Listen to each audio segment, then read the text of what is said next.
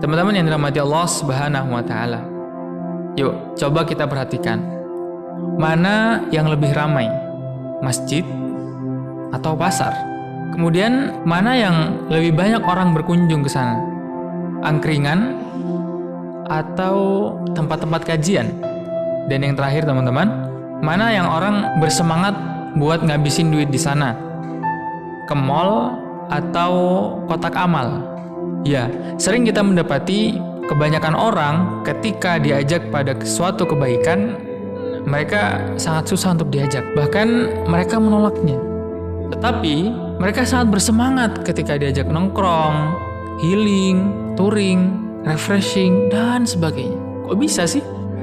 Ya teman-teman sekalian, ini terjadi karena kurangnya kesadaran dari diri kita tentang hakikat kehidupan di dunia.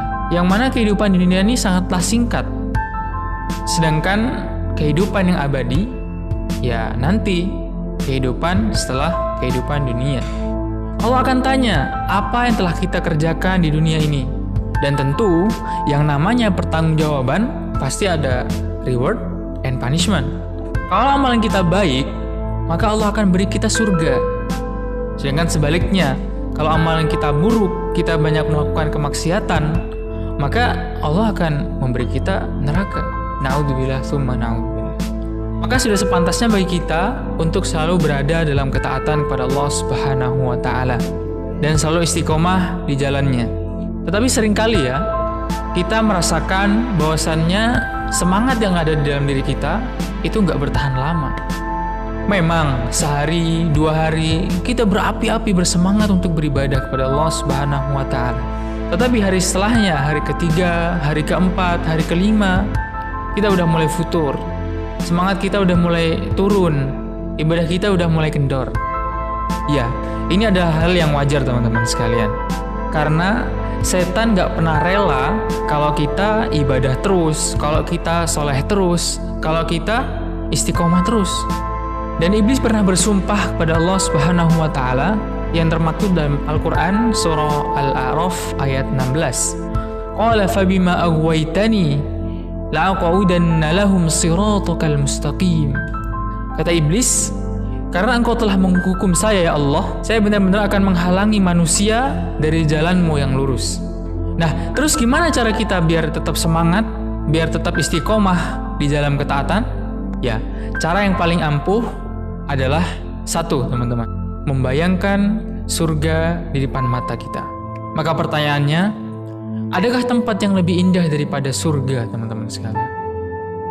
Adakah nikmat yang lebih besar selain memandang wajahnya Allah Subhanahu wa taala? Maka dengan memvisualisasi surga di depan mata kita, maka insya Allah kita akan berusaha untuk selalu berada dalam ketaatan kepada Allah Subhanahu wa taala, untuk berlomba-lomba meraih kedudukan yang terbaik di sisi Allah Subhanahu wa taala. Maka ada satu kisah yang relevan dengan tema kita hari ini. Pada suatu ketika dalam suatu peperangan, Nabi SAW mengobarkan semangat para pasukan kaum muslimin. Beliau bersabda, "Bergegaslah menuju surganya Allah Subhanahu wa taala yang seluas langit dan bumi," kata Nabi SAW. Maka pasukan yang mendengar orasi dari Nabi SAW, mereka langsung bergegas menuju medan pertempuran.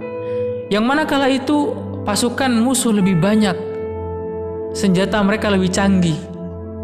Tapi karena mereka mendengar apa yang Nabi SAW katakan, maka hilang rasa takut mereka.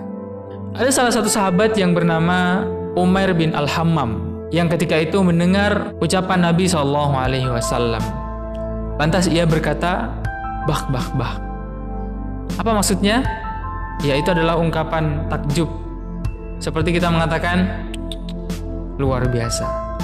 Lantas Nabi SAW bertanya kepada Umair bin Al-Hammam, "Mengapa engkau mengatakan bah, bah, bah?"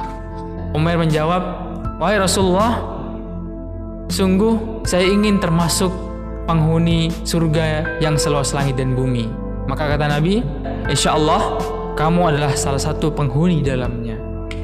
Masya Allah. Maka seketika Umair bin Al-Hammam memacu kudanya menyusul para pasukan kaum muslimin yang lain.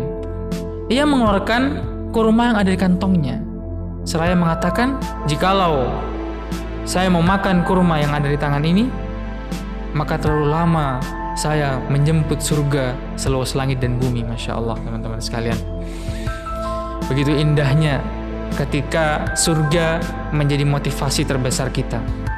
Maka dari itu, mari sama-sama kita saling berlomba-lomba mengumpulkan amal terbaik kita untuk kemudian meraih surga yang seluas langit dan bumi bersama orang-orang yang kita cintai, sehingga kita bisa pulang dengan bahagia. Assalamualaikum warahmatullahi wabarakatuh.